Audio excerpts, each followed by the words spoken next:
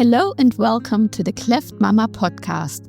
This is a supportive space for families navigating life with a baby diagnosed with a cleft lip and/or palate. Here we share real experiences, practical guidance, and conversations with parents and professionals to help you feel informed, supported, and less alone. I'm your host, Anja Paunel, and I'm excited to get started.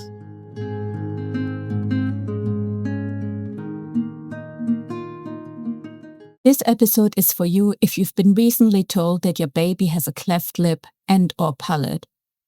Maybe you've just come back from your 20-week scan. Maybe everything still feels a bit surreal. Or maybe the reality is only just starting to sink in. Wherever you are right now, I want you to know you're not alone in this. When you first hear the diagnosis, there's often a mix of emotions, and sometimes they don't even make sense at first. You might feel shocked or numb. You might feel overwhelmed by all the information. Or you might feel a sense of grief for the pregnancy or the experience you had imagined. For me, it certainly was grief for the expectations I had on feeding my baby. There was also worry about the impact this cleft and the additional care would have on my other two children. Some parents also feel guilty, wondering if they did something wrong, even though they didn't.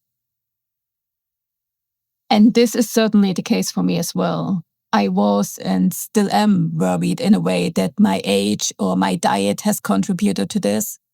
I was 38 years old when I conceived the baby, and also I feel that this is by no means too old for a baby. Any pregnancy after 35 is classed as a geriatric pregnancy. It is also no secret that I'm a vegan and malnutrition is a known cause for a cleft. However, I'm not malnourished at all and my blood levels are all very healthy. And in fact, in early pregnancy, we were actually traveling and I was kind of forced to eat some dairy and occasionally some meat because there was no vegan options anywhere. So I certainly took all my supplements and I know in my head, I have not caused the cleft. But in my heart, I still feel guilty when I think of all the surgeries that my little one has to go through. I still feel, could this have been avoided? Is it my fault? Have I done something wrong? At the same time, though, straight after we got the diagnosis, I also felt grateful in a weird way. So I was grateful that the baby otherwise is healthy. And I was also grateful that it's my third child. So at least we know what is normal baby behavior, normal baby development, versus what is really a cause for concern and what is related to the cleft. I really feel for the first-time moms that are having to learn to care for a baby, which is an insanely huge job. And on top of that, dealing with the cleft diagnosis as well.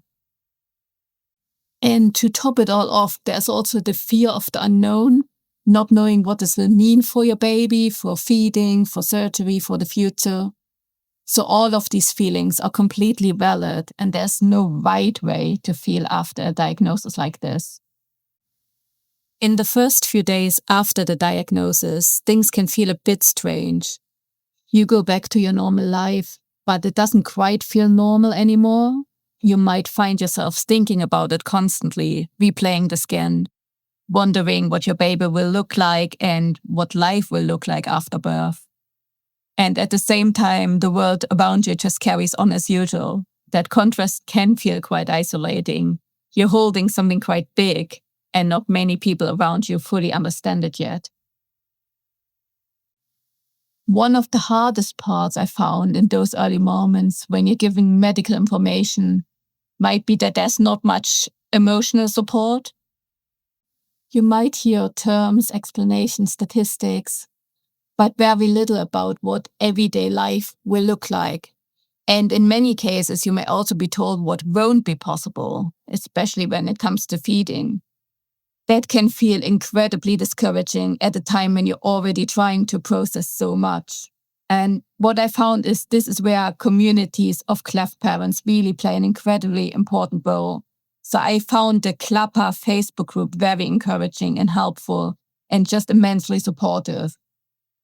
I will also interview parents further along the way about their experience in future episodes to share some insights into what life with a cleft will really look like. Another part I found that can feel surprisingly difficult is to tell other people. So family, friends, sometimes colleagues, if they ask at work and they know you're pregnant. You might not feel ready to talk about it yet. Or you might feel like you have to explain everything, even you're still trying to process it yourself. And some people may respond in a really supportive way, and others might say things that feel unhelpful, even if they mean well. Things like trying to reassure you too quickly and not really understanding what it means. And I certainly had that experience. So one family member did not understand it and was just comparing it to a tongue tie. Others were treating it like a terminal diagnosis. And instead of gaining their support, I then had to reassure them. And both of these are quite isolating because no one really understands what you're feeling. I even had one family member bringing up termination, something that had not once crossed my mind, and I'm actually still quite angry about this. But most often people just brush it off saying, well, the medical field is so advanced now, the surgeons are so skilled now, they can just close the gap and no one would know. And this is as if the appearance was the part that was worrying me. No one knows about the potential problems around feeding, around speech, hearing, surgeries later in life. And I don't blame them. I didn't know of anything about it before the diagnosis and I researched it. But trying to minimize the diagnosis without first understanding it was not helpful for me. So I understand people are trying to calm you down, trying to make you not worried, saying everything will be okay. But without really hearing your concerns or really aiming to understand what a Cleft diagnosis actually means, this is not helpful. Sometimes it's not just the diagnosis itself, but the things people say afterwards that really stays with you. People often mean well. They might just say things like, at least it's fixable, or it could be worse. And even though those comments are meant to reassure, they can feel quite dismissive of what you're going through. And because for you, right then, this is a big thing. And it's okay to feel that. So I think with sharing the diagnosis, it's okay to take your time. You don't have to tell everyone straight away. You don't have to go into detail if you don't want to. You can just keep it simple, or you can wait until you feel more ready and you will find the words that feel right for you. I found it the hardest to tell people who didn't know yet that I was pregnant. I didn't want to say, we're having another baby, but I didn't want any buts to be associated with the excitement of my pregnancy. So in the end, we didn't tell everyone. And normally we also didn't announce our pregnancies on social media. But in this case, what we decided was to use my husband's fundraising effort as a way to share it. So after we received our diagnosis and we found the Clapper support, he actually decided to run a marathon to raise money for Clapper. And then we used this fundraising page on social media as a way to tell people about the baby and the diagnosis while keeping it all positive. In any case, if you're at the beginning of this journey, I want to just gently remind you, you don't need to have everything figured out right now. You don't need to understand every surgery. You don't need to solve feeding today. You don't need to make big decisions immediately. Right now, your only job is to take one step at a time. There will be a team around you. There will be a plan. And you will learn what you need to learn when you need it. It might not feel like it yet, but things will become clearer. What feels overwhelming now will slowly start to make sense. You will find your rhythm. You will learn what works for your baby.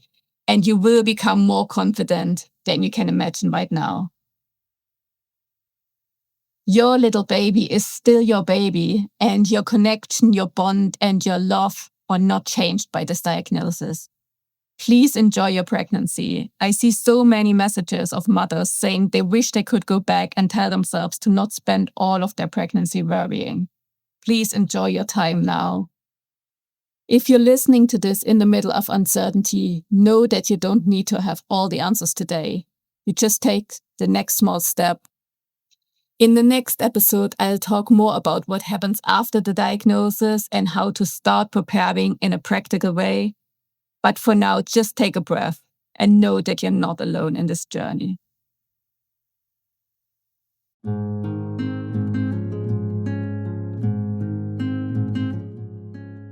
Thank you for listening to the Cleft Mama podcast.